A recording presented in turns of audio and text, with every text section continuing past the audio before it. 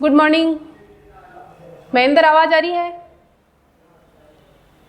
Athira, M I audible?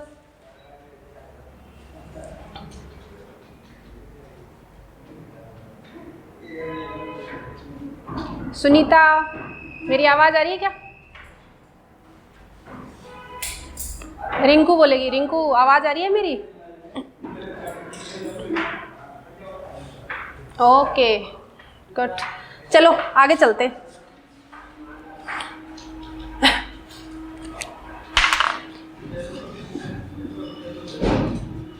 Laws of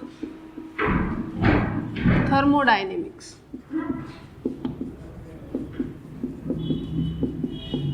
ऊष्मागतिकी के नियम। कितने नियम है ऊष्मागतिकी के? एकता? 3 है या 4 है? 4 है। कौन कौन से? Zeroth law, first law, second law और थर्ड लॉ। ठीक है, राइट, 4 हैं। तो सबसे पहले बात करते हैं थर्मोडायनेमिक सिस्टम किसको बोलते हैं। मैकेनिक्स की स्टडी करेंगे तो एक मैकेनिकल सिस्टम लेंगे, थर्मोडायनेमिक्स है तो एक थर्मोडायनेमिकल सिस्टम लेंगे। किसको बोलते हैं थर्मोडायनेमिकल सिस्टम? कैसे परिभाषा देंगे, कैसे डिफाइन करेंगे कि ये एक ऊष्मागतिकीय निकाय है? कैसे डिफाइन करेंगे?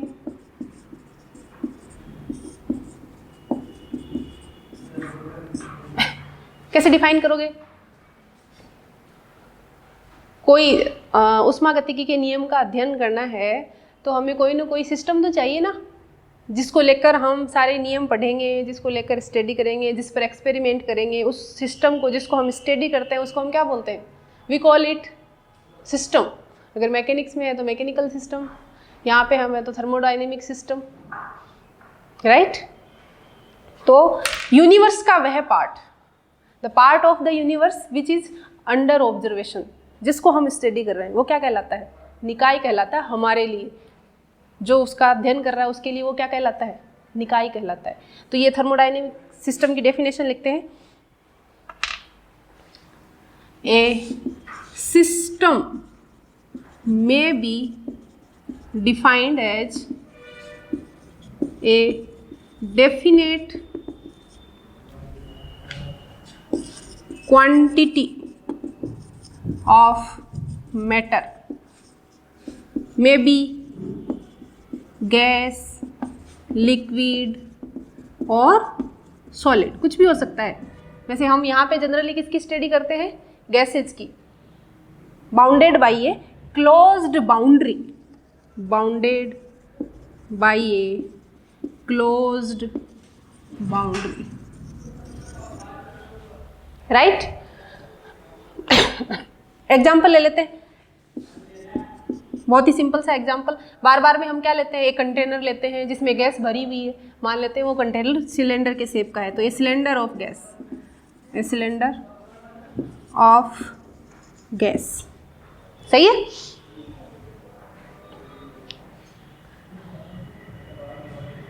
या दूसरी डेफिनेशन अभी मैंने बताई, यूनिवर्स का कोई भी पार्ट जो हम स्टडी के लिए चुनते हैं, सेलेक्ट करते हैं, the part of the universe we have selected for study, उसको भी इस तरीके से भी डेफिनेशन लिखी जा सकती है कि यूनिवर्स का कोई भी हिस्सा, कोई भी पार्ट जिसको हम स्टडी के लिए चुनते हैं तो वो कैसा होगा? डेफिनेट होगा। उसमें मैटर क्या होगा? डेफिनेट होगा। वो गैस होगी, सॉलिड होगा, लिक्विड होगा, जो भी होगा, लेकिन उसका मैटर कैसा होगा? डेफिनेट होगा। तो दोनों परिभाषाएं एक दूसरे की क्या है? पूरक हैं, एक ही बात कह रही है, ठीक है। तो सिस्टम कितने प्रकार के होते हैं? सिस्टम 2 तरह के हो सकते हैं, टाइप्स, यूनिफॉर्म और नॉन यूनिफॉर्म सिस्टम। यूनिफॉर्म और नॉन यूनिफॉर्म सिस्टम। यूनिफॉर्म को लोग बाग होमोजीनियस भी बोलते हैं, होमोजीनियस। इसको बोलते हैं नॉन होमोजीनियस, बात एक ही है। Homogeneous, non homogeneous.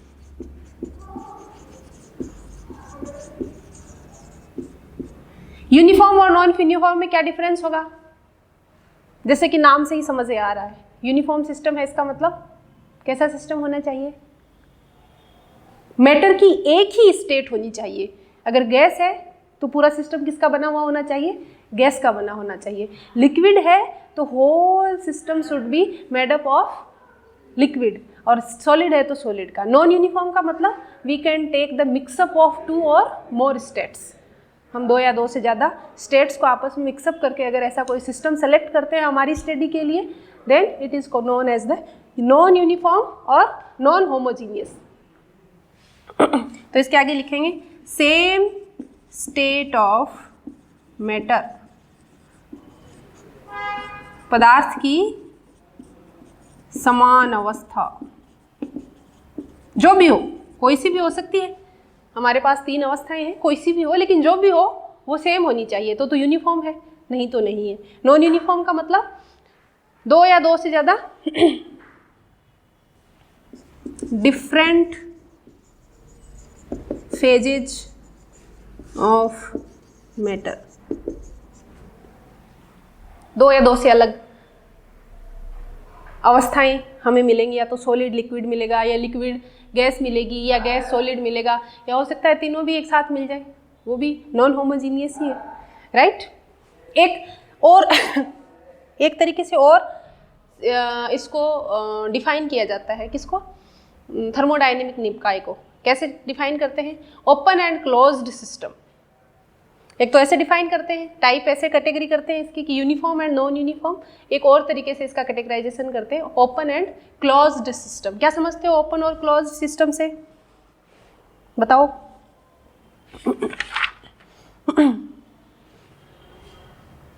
क्या समझते हो? ओपन का मतलब क्या है? और वो डेफिनेशन है, वो ज़्यादा यूज आती है। वो जो कैटेगरी है, कैटेगराइजेशन है थर्मोडायनेमिक सिस्टम का, दूसरी तरह का टाइप है, जिसमें ए सिस्टम में बी कैटेगराइज्ड इन 3 टाइप्स। पहला क्या है? Open system. क्या होता है ओपन सिस्टम? बीएससी में पढ़ते हैं ओपन सिस्टम किनको बोलते हैं? आप बोलो, किनको बोलते हैं open system? Yes, a system which can exchange both energy and particles, या बोथ एनर्जी एंड मैटर। अगर सिस्टम परिवेश के साथ, सराउंडिंग के साथ, if system is able to exchange both matter and energy with the surrounding, तो क्या है? ओपन है। भगवान के दरवाजे ओपन है, कोई भी जा सकता है ना। मंदिर के दरवाजे ओपन है, कोई भी जा सकता है। ओपन का क्या मतलब है? कोई भी जा सकता है। तो मैटर भी एक्सचेंज कर सकते हैं और एनर्जी भी एक्सचेंज कर सकते हैं। तो ऐसे सिस्टम क्या कहलाते हैं? A system which can exchange both matter and energy क्या कहलाता है? Is known as open system, is known as open system. कोई एग्जाम्पल बताओ जो हम यूज करते हैं। ऐसा कोई एग्जाम्पल बताओ जो हम यूज करते हैं अपने घर में या कहीं भी।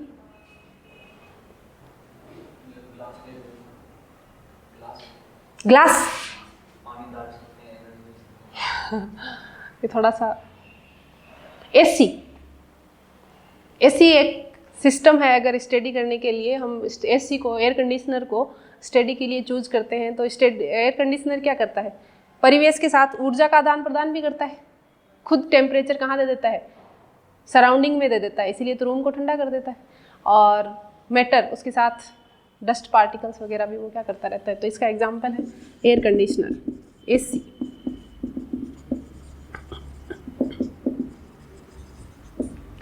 मैटर और एनर्जी दोनों एक्सचेंज करता है सराउंडिंग के साथ। दूसरा system open system, closed system. Closed system की क्या डेफिनेशन है?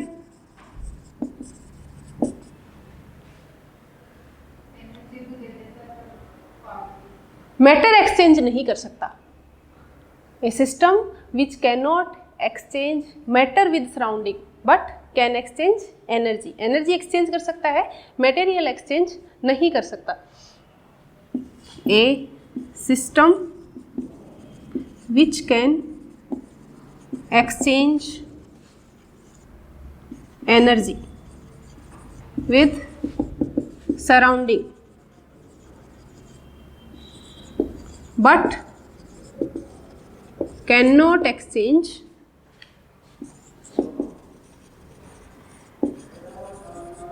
matter is known as closed system। क्या बोलते हैं? closed system। कोई ऐसा सुना है आपने क्लोज्ड सिस्टम जिसमें हम मटेरियल एक्सचेंज नहीं कर सकते लेकिन एनर्जी एक्सचेंज कर सकते? ऐसा कोई सुना है?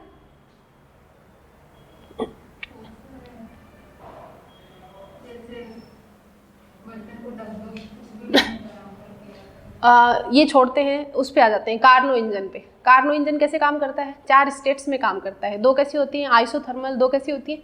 एडियाबेटिक। आइसोथर्मल, एक बार आइसोथर्मल स्टेट में क्या करता है? सिस्टम से एनर्जी, सोर्स से एनर्जी लेता है और खुद का वॉल्यूम एक्सपांड करता है।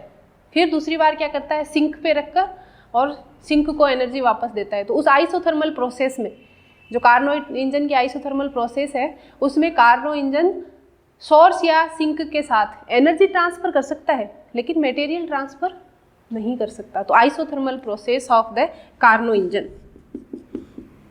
आइसोथर्मल, अभी हम देखेंगे कार्नो इंजन कैसा है। Isothermal process of the Carnot engine, right. उसके बाद है आइसोलेटेड सिस्टम। आइसोलेटेड क्या डेफिनेशन होगी? अब तो समझ ही गए हो आप। आइसोलेटेड सिस्टम, विलगित निकाय। क्या बोलते हैं? विलगित निकाय। क्या होगा? न तो एनर्जी एक्सचेंज कर सकता है और ना ही मटेरियल। आइसोलेट है, किसी से किसी तरीके की कोई भी इंटरेक्शन नहीं है, तो वो क्या है? आइसोलेटेड है। हम कहते हैं ना वो तो आइसोलेट हो गया है, या उसको लोगों ने आइसोलेट कर दिया है, उसके साथ कोई बातचीत नहीं कर रहा है, कोई कुछ इंटरेक्शन नहीं है। तो किसी तरीके की इंटरेक्शन नहीं है, तो इसको क्या बोलते हैं? Isolated system. A system which cannot exchange both energy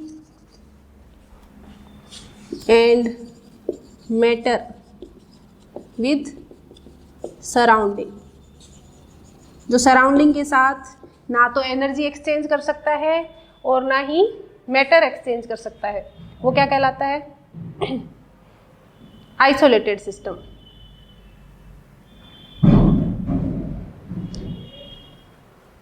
right. आगे चलते हैं। ये है सिस्टम के टाइप्स। अब हमने थर्मोडायनेमिक सिस्टम देख लिया। थर्मोडायनेमिक सिस्टम पता हो गया। थर्मोडायनेमिक सिस्टम की कैटेगरीज क्या हैं, उसको कैसे हम कैटेगराइज करते हैं। थर्मोडायनेमिक सिस्टम के अंदर चलते हैं। थर्मोडायनेमिक सिस्टम के अंदर अगर थर्मोडायनेमिक्स में हम जाएंगे तो वहाँ पे कुछ पैरामीटर्स हमें देखने को मिलेंगे। कौन कौन से मेरा पैरामीटर्स होते हैं? Pressure, temperature, volume. ये 3 पैरामीटर्स हैं जो सबसे ज़्यादा यूज आते हैं थर्मोडायनेमिक्स में, राइट। इनको बोलते हैं थर्मोडायनेमिकल वेरिएबल्स। क्या बोलते हैं? थर्मोडायनेमिकल उष्मागतिकीय चर। क्या बोलते हैं? Thermodynamical variables. चौथा इनके साथ होता है कंपोजिशन ऑफ द मैटर। जो मैटर सपोज करो जो भी गैस हमने ली है उसका कंपोजिशन कैसा है, वो भी as a thermodynamical variable use आता है, लेकिन नॉर्मली हम उसका जिक्र कम ही करते हैं, इतना हम उस पर बातचीत नहीं करते हैं। ज़्यादा यूज में आने वाले क्या है? प्रेशर, वॉल्यूम और टेम्परेचर। तो लिखते हैं हेडिंग थर्मोडायनेमिकल वेरिएबल्स, उष्मागतिकीय चर।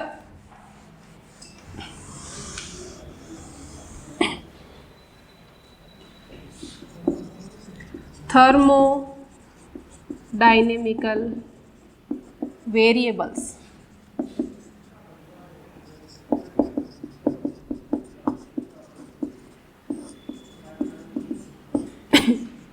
कौन कौन से होते हैं, क्या लिखेंगे? ऊष्मागतिकीय चरों की definition, the thermodynamic set of A system defined by A thermodynamic system is defined by a set of variables. Set of variables में कौन कौन से हैं? Pressure, volume, temperature, composition of the matter, composition of matter. ये जो set of variables हैं इनको हम क्या बोलते हैं? Thermodynamical variables. क्या बोलते हैं? Thermodynamical variables, known as thermodynamical variables.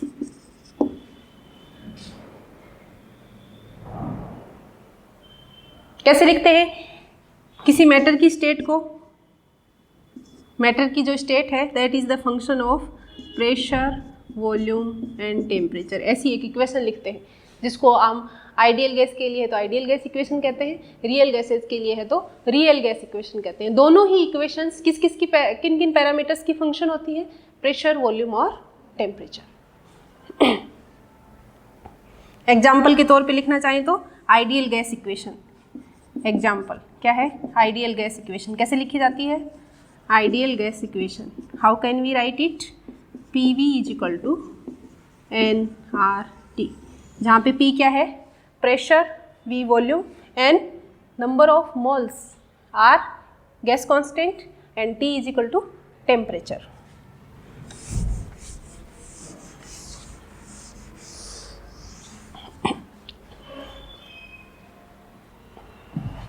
अब इसकी जैसे ये इक्वेशन है आइडियल गैस इक्वेशन, इसकी क्या लिमिटेशन है? हमने पहले भी मैंने आप लोगों को बताया कि हमेशा किस में बात करेंगे?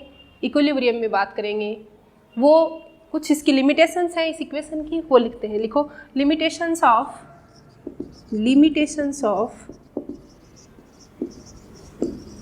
Equation of state. सीमाएं क्या है इसकी? सीमाएं क्या है? क्या सीमाएं हैं? हमेशा ये इक्वेशन कब लिखी जाएगी? जब सिस्टम किस में है? इक्विलिब्रियम में। आप ऐसे नहीं लिख सकते हो सिस्टम तो इक्विलिब्रियम में है नहीं और हमने ये इक्वेशन लिख दी, ऐसा कभी भी पॉसिबल नहीं है। Always this equation is written in the thermodynamical equilibrium. भले ही डायनेमिकल सिस्टम हो, डायनेमिकल सिस्टम्स के भी थर्मोडायनेमिकल इक्विलिब्रियम होते हैं।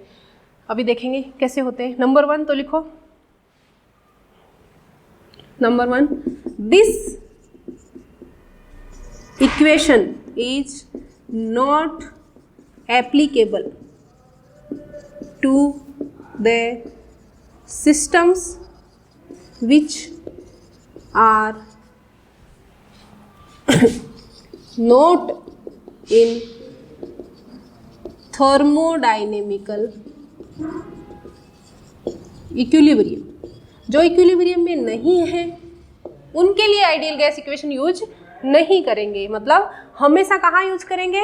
इक्विलिब्रियम में ही यूज करेंगे। दूसरी इसकी लिमिटेशन क्या है? हर थर्मोडायनेमिकल सिस्टम की, अगर थर्मोडायनेमिकल सिस्टम अलग अलग है तो each and every thermodynamical system has its own thermodynamical equation. सबकी अलग अलग होगी। अगर सिस्टम जरा भी अलग है तो सबकी इंडिपेंडेंट अलग अलग क्या होंगी? थर्मोडायनेमिकल इक्वेशंस होंगी। तो नंबर 2 लिखते हैं। अगर निकाय अलग अलग है, निकाय में जरा भी डिफरेंस है तो उनकी इक्वेशंस भी क्या होंगी? अलग होंगी। Every thermodynamic system, every thermodynamic system has its own thermodynamical equation। खुद की अपनी अलग थर्मोडायनेमिकल इक्वेशन रखता है of state independent to others, दूसरों से बिल्कुल इंडिपेंडेंट रहते हुए। थर्ड और लास्ट और इंपॉर्टेंट चीज क्या है, ये इक्वेशन ऑफ स्टेट कहीं से डेराइव नहीं की गई है। कभी देखा कि इक्वेशन ऑफ स्टेट के लिए एक डेरिवेशन करके लाए हैं ऊपर से पूरा, फिर जो आइडियल गैस इक्वेशन है वो लिखी गई है? नहीं, कभी नहीं देखा डेरिवेशन, सीधा ही लिख देते हैं। आइडियल गैस इक्वेशन कैसी होती है? PV = nRT। तो इसके पीछे कोई थ्योरेटिकल डेरिवेशन, थ्योरेटिकल बेसिस नहीं है। ये फिर ये इक्वेशन कहाँ से आई? This equation has been derived by the experiments. बार बार लोगों ने एक्सपेरिमेंट्स करके देखे अलग अलग सिस्टम्स पे, और हर बार देखा गया कि कोई भी सिस्टम लो, उसका प्रेशर इनटू वॉल्यूम हमेशा किसके बराबर होता है? उसके मोल नंबर इनटू गैस नियतांक और उस पर्टिकुलर सिस्टम के टेम्परेचर के मल्टीप्लिकेशन के इक्वल होता है। It means this equation has the empirical background. Empirical background, empirical क्या बोलते हैं? जो अनुभव से आते हैं। हम रोज़ चाय बनाते हैं, रोज़ चाय बनाते हैं तो हमें क्या हो जाता है? अनुभव हो जाता है कि चीनी कितनी डालनी है। अब कोई तोल के तो डालते नहीं है ना कि इतनी एग्जैक्टली वे करके लाए हैं, 5 ग्राम चीनी डालनी है, 2 ग्राम चाय डालनी है, नहीं। रोज़ काम करते हैं तो हमें अनुभव हो जाता है धीरे धीरे धीरे धीरे। तो जितना ज़्यादा काम करते हैं उतना ही ज़्यादा अनुभव। तो जितना लोगों ने काम किया उतना ही उसी हिसाब से एम्पिरिकल बेसिस से उन्होंने इक्वेशन लिखी कि थर्मोडायनेमिकल सिस्टम्स के लिए इक्वेशन हमेशा सही है।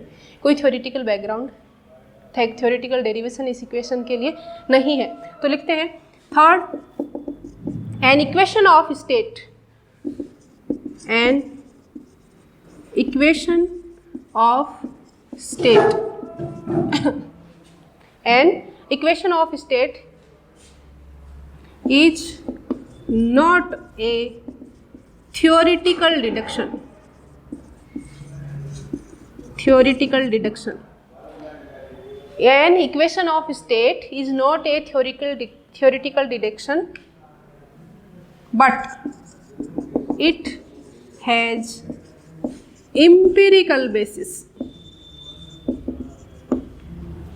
Empirical basis. It has experiments backing to it. खूब सारे एक्सपेरिमेंट्स हैं जो ये सिद्ध करते हैं कि this equation is right for any thermodynamical system.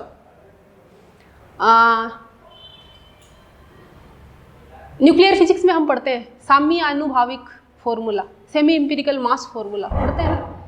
वो फॉर्मूला भी कहाँ से आया? वो भी ऐसे ही अनुभव से आया। उसका भी कोई थ्योरेटिकल बैकग्राउंड नहीं है, इसलिए उसका नाम भी हिंदी में क्या रख दिया उन्होंने? साम्य आनुभाविक फॉर्मूला। आधा अनुभव से आया है। किससे आया है? आधा अनुभव से आया है।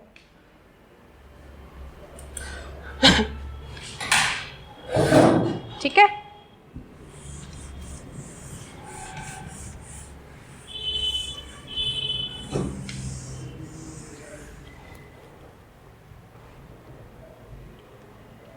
ओके, आगे चलते हैं।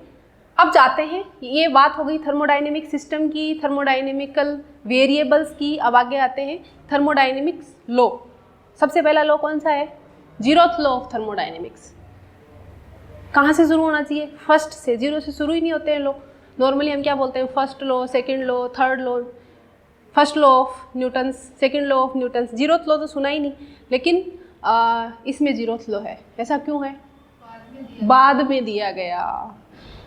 अंडरस्टैंड तो पहले से ही था, जो 0th लॉ में लिखा हुआ है वो बात हम पहले से समझते थे, लेकिन उस लॉ की फॉर्म में उसको डिफाइन करके और लिखना, एक सिस्टेमेटिक फॉर्म में हम उसको नाम देना, ये बाद में किया गया। और चूंकि वो सबसे बेसिक था तो उसको 4th नाम देना अच्छा नहीं लगा, तो फिर क्या करें? 1 तो पहले से किसी को दे रखा है, 2 भी दे रखा है, 3 भी दे रखा है, तो फिर क्या करो? 0th law of thermodynamics. तो देखते हैं 0th लॉ ऑफ थर्मोडायनेमिक्स।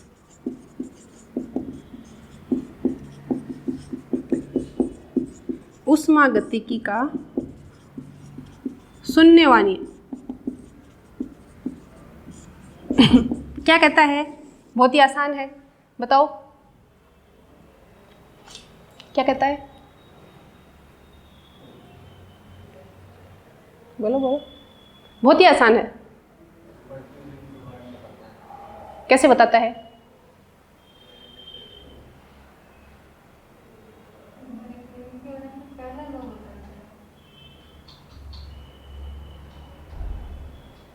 कोई दो निकाय A और B अलग अलग किसी तीसरे निकाय C के साथ साम्यावस्था में हैं, तो वो दोनों निकाय आपस में भी क्या होंगे? साम्यावस्था में होंगे। If two independent systems A and B are in thermal equilibrium with a third thermodynamic system C, it means these two systems are also in thermodynamical equilibrium with each other।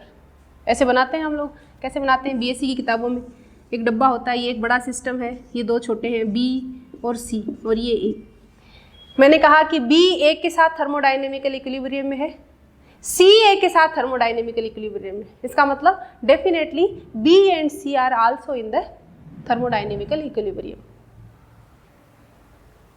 उष्मागतिकीय साम्य में है एक दूसरे के साथ। तो लिखते हैं, it states that if two bodies A and B are in thermodynamical, if it states that if two bodies A and B are in thermodynamical equilibrium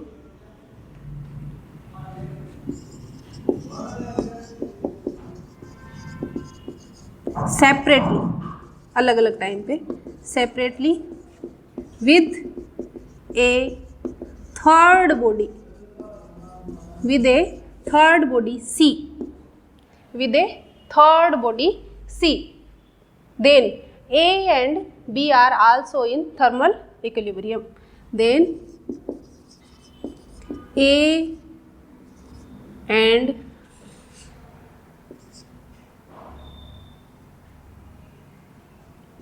B are also in thermal equilibrium। इस diagram को थोड़ा सा change कर लेते हैं, जैसे language लिखी है उस हिसाब से। A और B ये दो सिस्टम है, और C के साथ क्या है? अलग अलग सेपरेटली क्या है? थर्मल इक्विलिब्रियम में है। तो A और B भी आपस में क्या होंगे? थर्मल इक्विलिब्रियम में।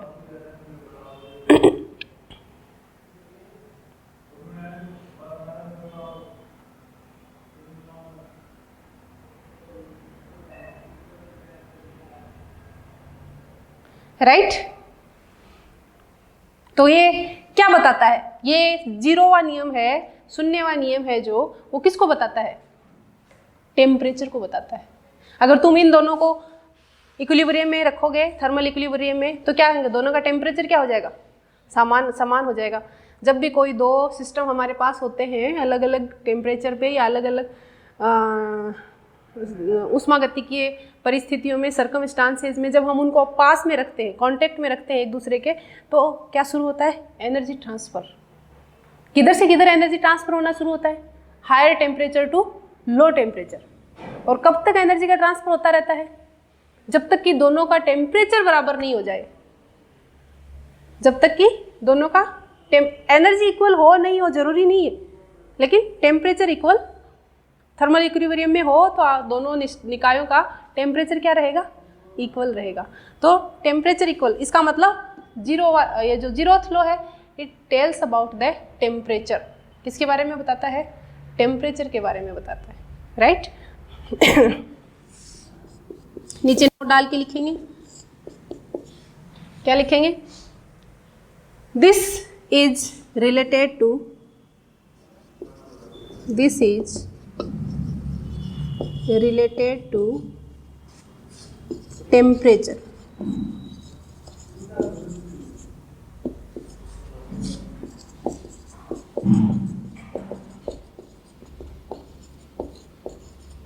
राइट।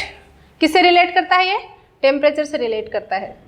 अब ये बताओ, इसमें हमने बार बार में बोला है कि थर्मल इक्विलिब्रियम ए बी के साथ, ए सी के साथ थर्मल इक्विलिब्रियम है, बी सी के साथ थर्मल इक्विलिब्रियम है। इसका मतलब ए और सी भी एक दूसरे के साथ क्या है? Thermal equilibrium. ये थर्मल इक्विलिब्रियम होता क्या है? What is thermal equilibrium? साम्यावस्था। किसको हम उष्मागतिकीय साम्यावस्था बोलेंगे? सोचो, कुछ तो होता है ना जिसको हम इक्विलिब्रियम बोल रहे हैं। क्या होना चाहिए? थर्मल इक्विलिब्रियम की कंडीशन क्या होनी चाहिए? क्या नीडेड है कि ऐसा हो जाएगा तो हम बोलेंगे कि अब दोनों निकाय जो हैं क्या है? थर्मल इक्विलिब्रियम में है। क्या चाहिए?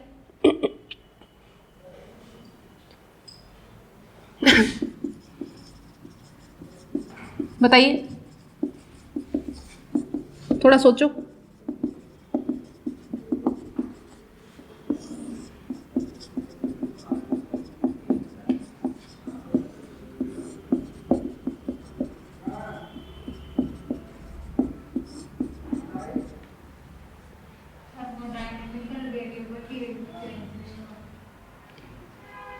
Okay, good. थर्मोडाइनेमिकल वेरिएबल्स लगभग कांस्टेंट रहनी चाहिए। सही बात है, बात तो बिल्कुल सही है। सारे थर्मोडाइनेमिकल वेरिएबल्स ही चेंज नहीं होने चाहिए या कुछ चेंज हो सकते हैं?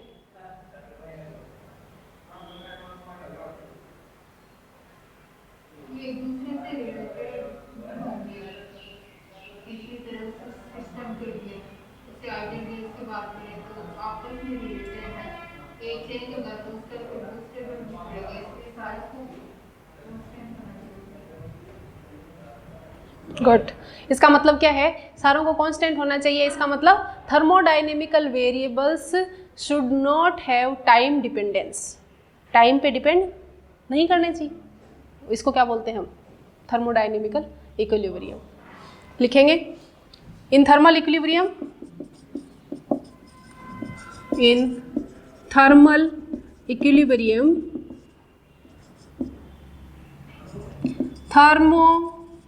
thermodynamical variables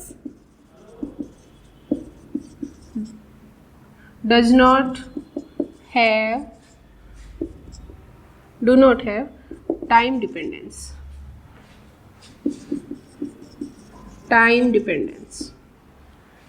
Right?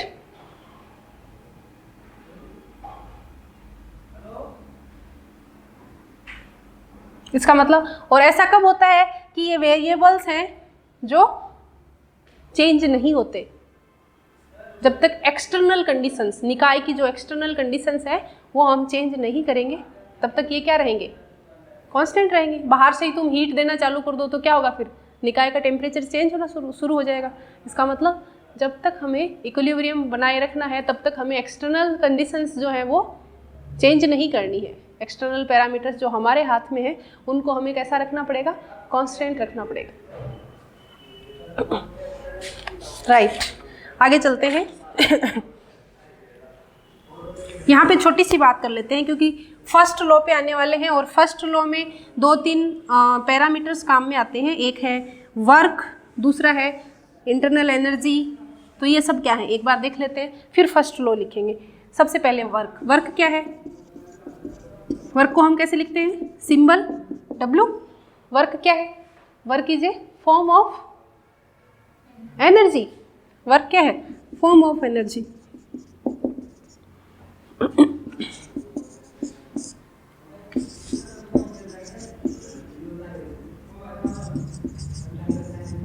ऊर्जा का स्वरूप है। क्या है? ऊर्जा का स्वरूप है। देखते हैं एक छोटा सा ग्राफ बना के।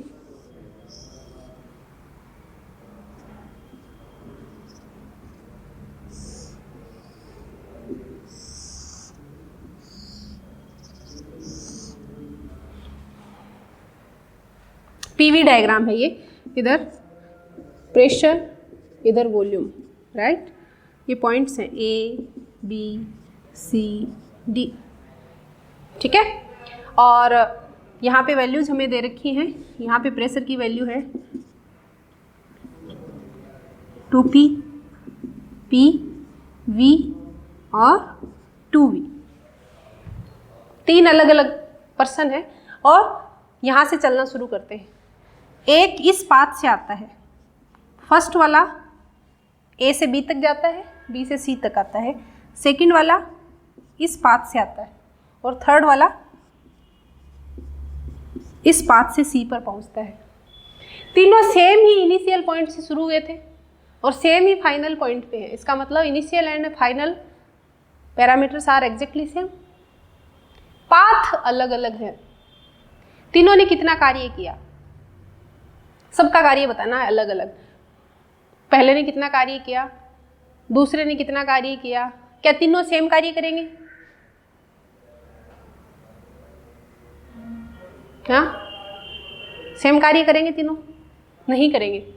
मैं मेरे घर से यहाँ इंस्टीट्यूट तक आई तो एक तो मैं सीधी सीधी आ गई, एक मैं यहाँ से पहले अजमेर जाती, फिर अजमेर से वापस जयपुर आती, फिर यहाँ आती। एक मैं यहाँ से पहले दिल्ली जाती, फिर दिल्ली से वापस यहाँ आती, फिर आती। तो आई तो मैं, मेरी इनिशियल पोजीशन फाइनल पोजीशन तो सेम है, लेकिन अलग अलग पाथ से आ रही हूँ, तो कार्य क्या करना पड़ेगा? अलग अलग करना पड़ेगा। कार्य का फॉर्मूला क्या होता है? W = PdV। कांस्टेंट प्रेशर पर वॉल्यूम में जो चेंज होता है उसको कांस्टेंट प्रेशर से मल्टीप्लाई कर दिया जाए तो क्या आ जाता है? वर्क आ जाता है। इसके लिए वर्क कितना होगा?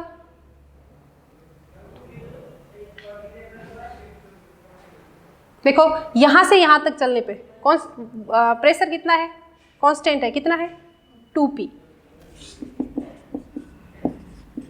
कांस्टेंट प्रेशर कितना है? 2P। यहाँ से यहाँ तक चलने में वॉल्यूम में कोई चेंज नहीं आ रहा है। सॉरी, 2P के बाद ये वॉल्यूम भी तो है। वॉल्यूम कितना है? कितना चेंज हो रहा है? V से 2V। कितना आएगा? V, 2V - V, 2V - V। इतना कार्य हो गया। कहाँ से लेके कहाँ तक? यहाँ से लेके यहाँ तक। यहाँ से यहाँ तक कोई कार्य नहीं होगा। क्यों? वॉल्यूम में कुछ भी चेंज नहीं हो रहा। और जब तक वॉल्यूम में चेंज नहीं होगा कार्य नहीं होगा। तो यहाँ से यहाँ तक आने में कार्य 0। कितना आ गया? 2PV। दूसरा वाला यहाँ से यहाँ आ रहा है, W सेकेंड। कितना कार्य करेगा आप बताओ? यहाँ से यहाँ आ रहा है। एक तो डायरेक्ट हम जैसे मैंने निकाला ऐसे निकाल सकते हैं, या फिर कार्य कैसे निकालते हैं? PV डायग्राम से। Area under the curve, area under the curve. तो कर्व कौन सा है इस बार? ये वाला है। इसके अंदर ये एरिया है, कौन सा वाला? यहाँ से लेके यहाँ तक का ये एरिया बताओ कितना होगा? एक तो क्या बन रहा है? ये स्क्वायर बन रहा है। इस स्क्वायर का कितना एरिया है? PV, exactly PV। और ये राइट एंगल ट्राइंगल बन रहा है। इस राइट एंगल ट्राइंगल का कितना एरिया है? 1/4। देखो ध्यान से, 1/2 हाइट इंटू बेस ऐसा होता है। कितना आ रहा है? 1/2 PV। 1/2 PV क्या होता है? ट्राइंगल का एरिया। हिंदी में क्या लिखते हैं? 1/2 आधार गुणा ऊंचाई। क्या बोलते हैं? बेस। सही है। सेकंड पाथ से आएंगे तो इतना कार्य करना पड़ेगा। थर्ड पाथ से आओ, इस पाथ से कितना कार्य करना पड़ेगा? यहाँ तो कोई कार्य ही नहीं करना पड़ेगा क्योंकि वॉल्यूम चेंज ही नहीं हो रहा है। यहाँ कितना करना पड़ेगा? PV। एक ही पोजीशन से चले थे और सेम ही पोजीशन पे पहुंच रहे हैं, फिर भी कार्य क्या करना पड़ रहा है? अलग अलग करना पड़ रहा है। इसका मतलब कार्य क्या है? पाथ का फंक्शन है। कार्य क्या है? किस पथ पे आप चले हो उस पथ का फंक्शन है, ना कि इनिशियल एंड फाइनल पोजीशंस का। तो लिखेंगे इसके आगे, वर्क इज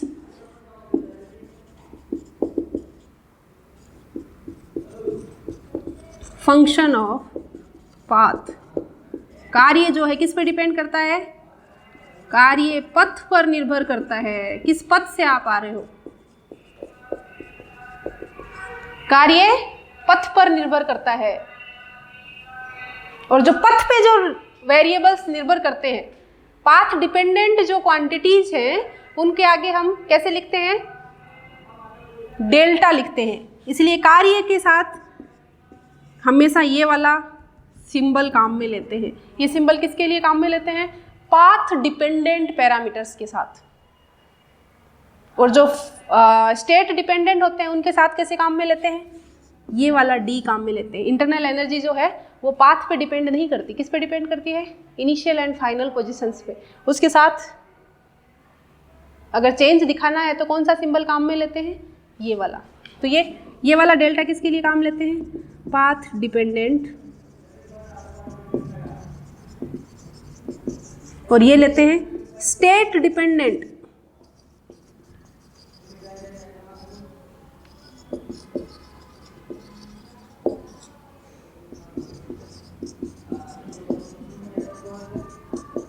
पथ पर निर्भर चर, और ये क्या है, अवस्था पर निर्भर चर।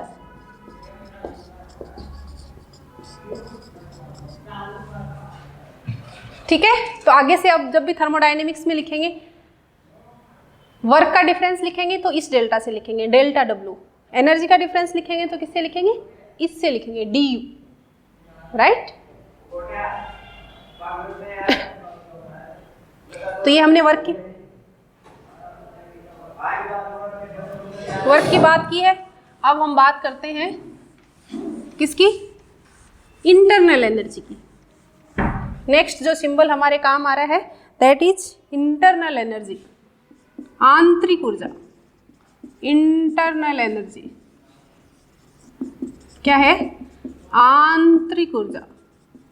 किससे लिखते हैं, क्या सिंबल है, यू। किससे लिखते हैं आंतरिक ऊर्जा को, यू। और किसी सिस्टम की आंतरिक ऊर्जा कितनी हो सकती है, कितनी हो सकती है, कोई भी सिस्टम दे दिया, उसकी आंतरिक ऊर्जा कितनी हो सकती है, किस किस ऊर्जा का एडिशन होती है, कल भी मैंने बताया आप लोगों को,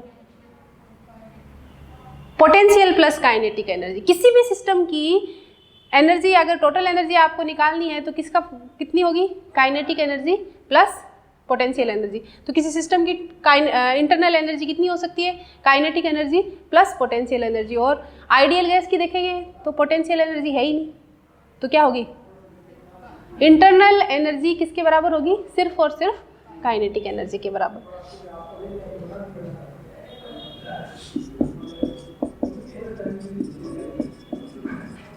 internal energy is a function of state. आंतरिक ऊर्जा किसका फलन है, आंतरिक ऊर्जा अवस्था का फलन है। किसका फलन है, अवस्था का फलन है, राइट। टोटल इंटरनल एनर्जी कितनी होगी, kinetic energy plus potential energy. तो लिखते हैं reasons for kinetic energy, reasons for internal energy.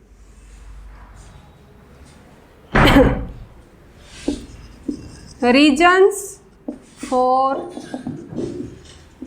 Internal energy पहली किस वजह से हो सकती है, काइनेटिक एनर्जी की वजह से, गतिज ऊर्जा।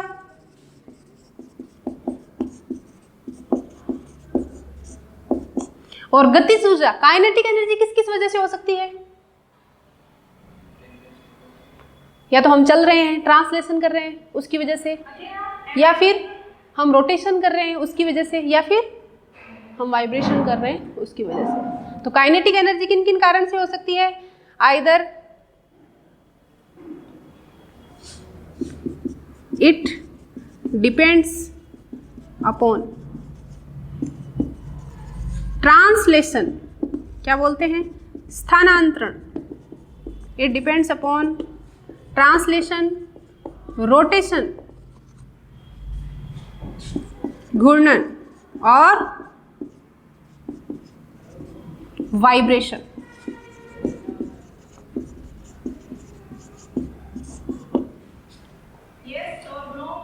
राइट। और पोटेंशियल एनर्जी किसकी वजह से होती है,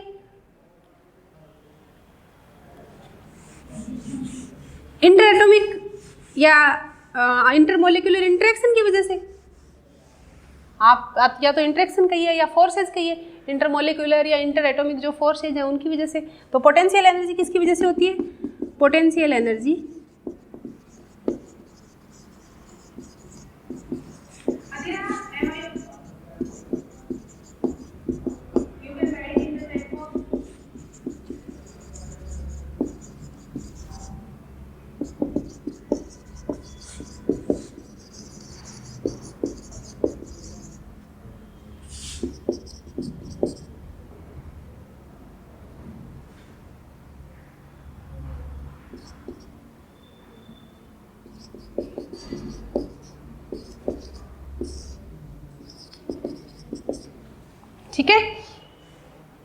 अब लिखते हैं फर्स्ट लॉ ऑफ थर्मोडायनेमिक्स। क्या होता है first law of thermodynamics? Mathematical form बताओ कैसे लिखते हैं?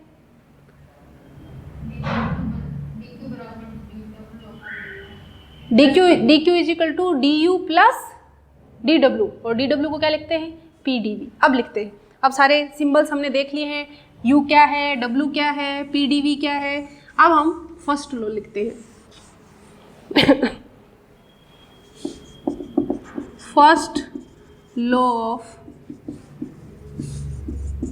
थर्मोडायनेमिक्स, ऊष्मागतिकी का प्रथम नियम।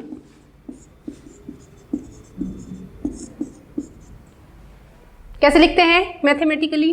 dq is equal to du plus dw। dq क्या है? एनर्जी किसी निकाय को दी गई उष्मा या किसी निकाय से ली गई उष्मा, हीट गिवन और taken from the system. du क्या है? निकाय की आंतरिक ऊर्जा में परिवर्तन, change in its internal energy. और dw क्या है? निकाय पर किया गया कार्य या निकाय द्वारा किया गया कार्य। किसी सिस्टम को एनर्जी देंगे तो किसी सिस्टम को दी गई उष्मा क्या क्या कर सकती है? या तो उसकी आंतरिक ऊर्जा में परिवर्तन कर सकती है या फिर कुछ कार्य कर सकती है। कोई थर्मोडायनेमिकल सिस्टम हमारे पास है, हम उसको हीट या उष्मा बाहर से अगर देते हैं तो वो क्या कर सकती है? या तो उसकी आंतरिक ऊर्जा चेंज करेगी, उसको बढ़ाएगी। अगर आंतरिक ऊर्जा नहीं बढ़ाना चाहते तो सिस्टम पर कुछ कार्य करेगी। और अगर किसी सिस्टम से कुछ एनर्जी लेते हैं तो क्या होगा? या तो उसकी इंटरनल एनर्जी से उसने वो उष्मा दी है तो उसकी इंटरनल एनर्जी क्या हो जाएगी? कम हो जाएगी। या फिर उसने कुछ कार्य कर दिया है, कुछ कार्य कर दिया है तो भी उसकी एनर्जी क्या हो जाएगी? हम कुछ काम करते हैं तो फिर हम थक जाते हैं, हमारी एनर्जी क्या हो जाती है? कम हो जाती है। तो दी गई उष्मा या ली गई उष्मा दो ही तरीके से डिस्ट्रीब्यूट हो सकती है इस सिस्टम में, या तो उसकी आंतरिक ऊर्जा में परिवर्तन के रूप में या उस सिस्टम के ऊपर या द्वारा किए गए कार्य के परिवर्तन रूप में। ये इससे क्या पता चलता है? इससे पता चलता है कि एनर्जी कंजर्व्ड रहती है। आप जितनी एनर्जी उसको दोगे, उसको एनर्जी बाहर से दोगे तो या तो उसकी आंतरिक ऊर्जा बढ़ जाएगी या फिर वो ज़्यादा कार्य करने की स्थिति में आ जाएगा, हमने उसके ऊपर कार्य किया। या फिर एनर्जी उससे लोगे तो फिर उसकी आंतरिक ऊर्जा कम हो जाएगी। मतलब कुल मिला के एनर्जी कंजर्वेशन को फॉलो करता है। फर्स्ट लॉ ऑफ थर्मोडायनेमिक्स किसको बताता है? ऊर्जा के संरक्षण को बताता है, राइट? तो इसको वर्ड्स में लिख लेते हैं।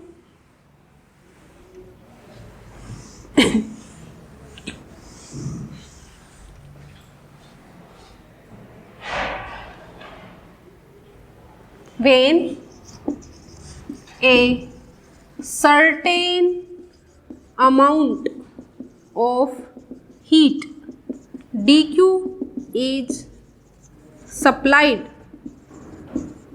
to a system, किसी सिस्टम को dq हीट हम बाहर से क्या कर रहे हैं? सप्लाई कर रहे हैं।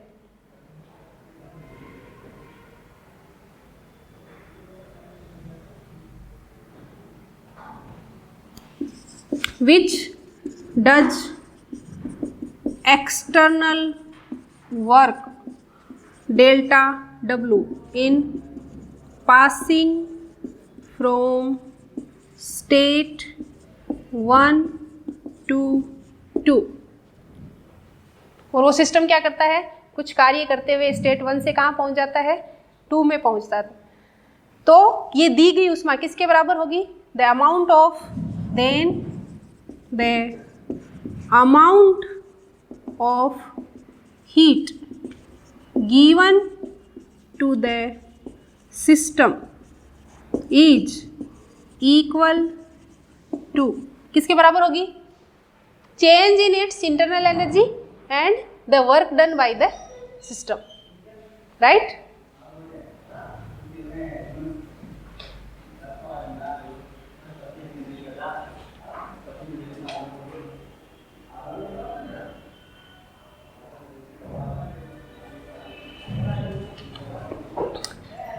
ठीक है।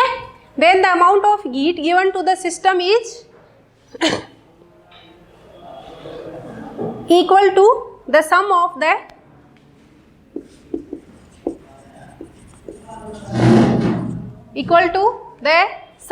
the increase in its internal energy, increase in its internal energy and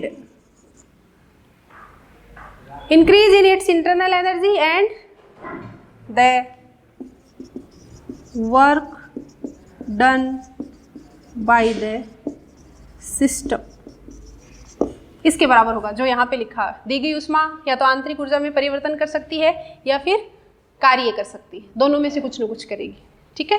और सिस्टम से हम ऊष्मा लेंगे तो इसका मतलब उसकी आंतरिक ऊर्जा या तो कम हो गई या सिस्टम ने कुछ कार्य कर दिए, ठीक है। आगे चलते हैं।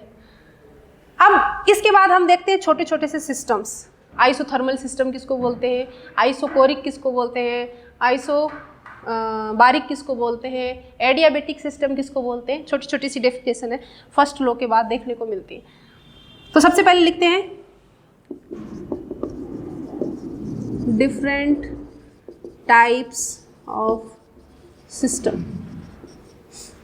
सबसे सिंपल फर्स्ट आइसोथर्मल।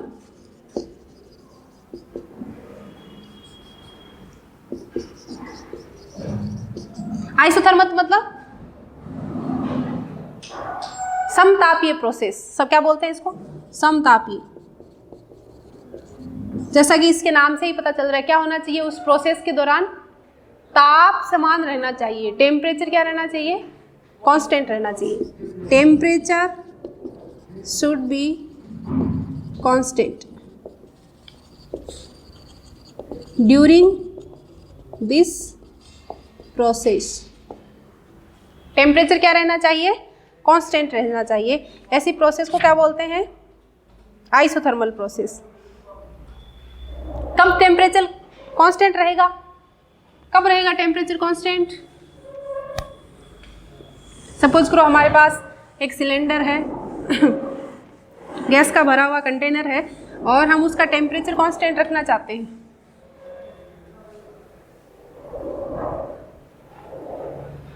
उसका टेम्परेचर कांस्टेंट रखना चाहते हैं तो क्या होगा,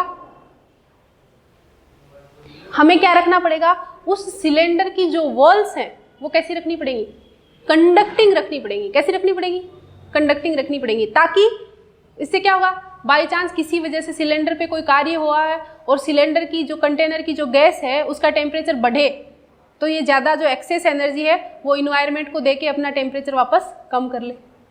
और अगर किसी वजह से इसका खुद का टेम्परेचर कम होता है तो इन्वायरमेंट से एनर्जी लेके इस अपना टेम्परेचर बढ़ा ले। तो इन्वायरमेंट से एनर्जी लेने या देने के लिए, एक्सचेंज करने के लिए इसकी वॉल्स कैसी होनी चाहिए, कंडक्टिंग होनी चाहिए। तो जब भी आइसोथर्मल प्रोसेस होती है तो कंटेनर की दीवारें हमेशा कैसी होनी चाहिए, कंडक्टिंग होनी चाहिए। तो इसमें लिखेंगे if a system is perfectly conducting, क्या बोलते हैं परफेक्टली कंडक्टिंग को, पूर्णतया चालक, पूर्णतया चालक, perfectly conducting.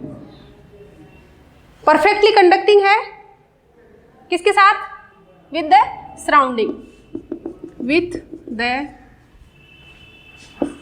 Surrounding.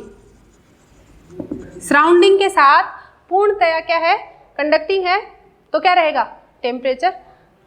Then the temperature of the system remains constant. Such type of process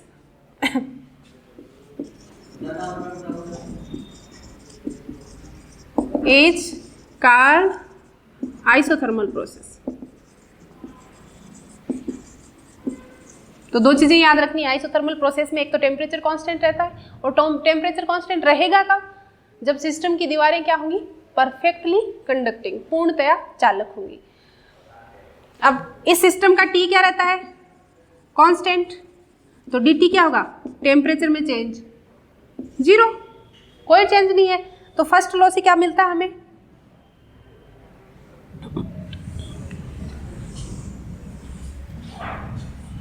क्या मिलता है फर्स्ट लॉ से? dq is equal to du plus pd, ये है फर्स्ट लॉ, अभी अभी लिखा था। इंटरनल एनर्जी सिस्टम की सिर्फ और सिर्फ किस पे डिपेंड करती है? टेम्परेचर पे। टेम्परेचर चेंज नहीं हो रहा है, इसका मतलब इंटरनल एनर्जी चेंज नहीं होगी। इसका मतलब du क्या रहेगा आइसोथर्मल प्रोसेस के लिए? 0। इसका मतलब dq is equal to pdv। Isothermal process में जितनी भी हीट आप सिस्टम को दोगे वो किस में चली जाएगी? कार्य में। बाहर से एनर्जी देंगे तो सिस्टम पर कार्य किया जाएगा, सिस्टम से एनर्जी लेंगे तो सिस्टम द्वारा कार्य किया जाएगा। If we supply the heat to the system we will do work on the system, if we take energy from the system is doing work, right. तो हमेशा dq किसके बराबर होगी? pdv के बराबर होगी। अगर प्रोसेस कैसी है? आइसोथर्मल, क्योंकि dt 0 है, dt 0 है तो du 0 होगा, du 0 होगा तो dq हमेशा pdv के बराबर होगा, राइट। आगे चलते हैं। नेक्स्ट है एडियाबेटिक प्रोसेस।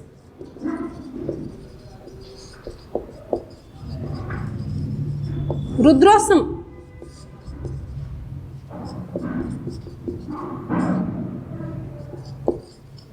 प्रक्रिया।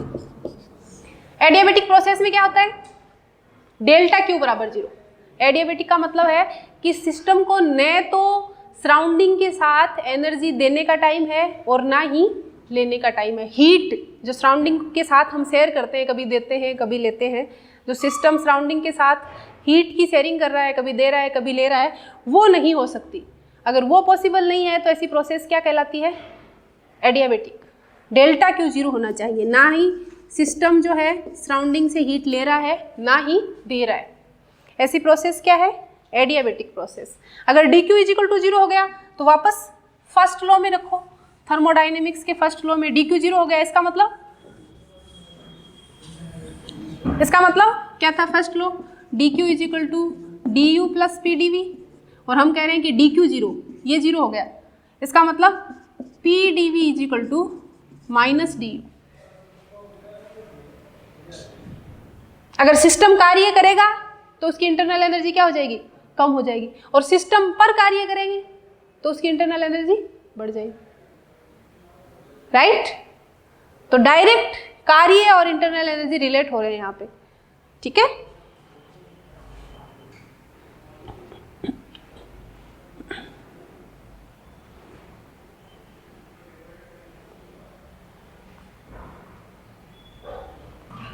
तो इसके नीचे लिख लेते हैं 2 लाइनें।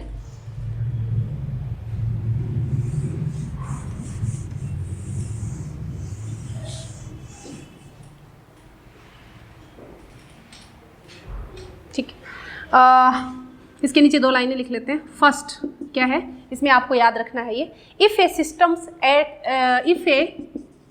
System expends adiabatically,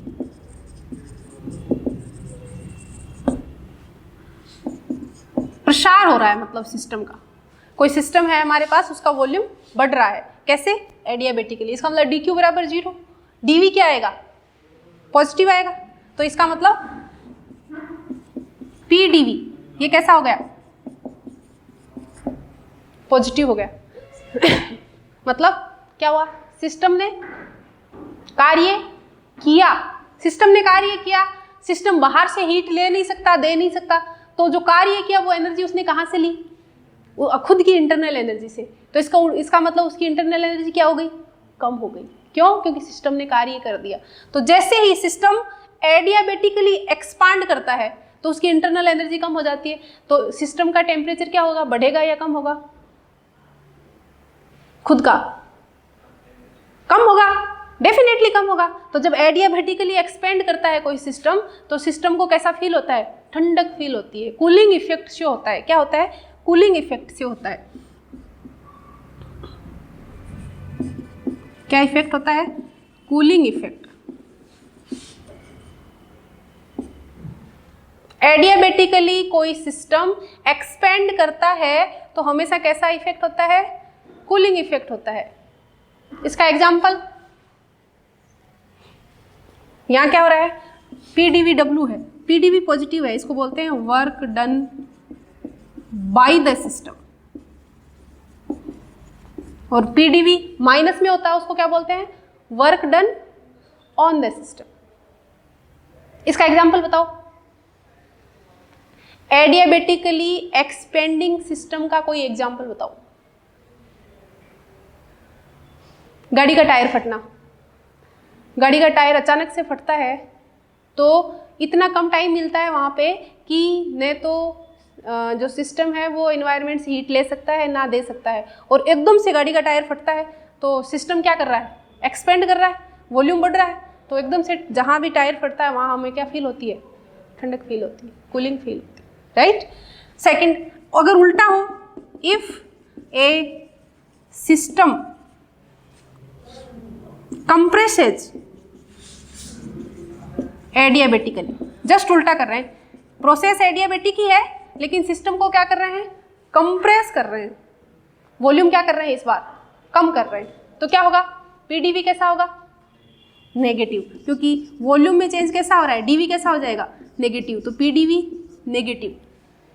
PdV negative, इसका मतलब इंटरनल एनर्जी क्या होगी? बढ़ जाएगी, बढ़ जाएगी तो सिस्टम का टेम्परेचर क्या हो जाएगा? इंक्रीज हो जाएगा। इसका मतलब हमें क्या दिखेगा? हीटिंग इफेक्ट दिखेगा। तो जैसे ही किसी सिस्टम को एडियाबेटिकली कंप्रेस करते हैं तो सिस्टम क्या हो जाता है? गर्म हो जाता है। क्या दिखता है? हीटिंग इफेक्ट दिखता है। क्या दिखता है? Heating effect. और इसको क्या बोलते हैं? Work done on the system, निकाय पर कार्य, और इसको क्या बोलते हैं? निकाय द्वारा कार्य। बहुत ध्यान से इनको याद रखना है अपने को, निकाय पर कार्य और निकाय द्वारा कार्य।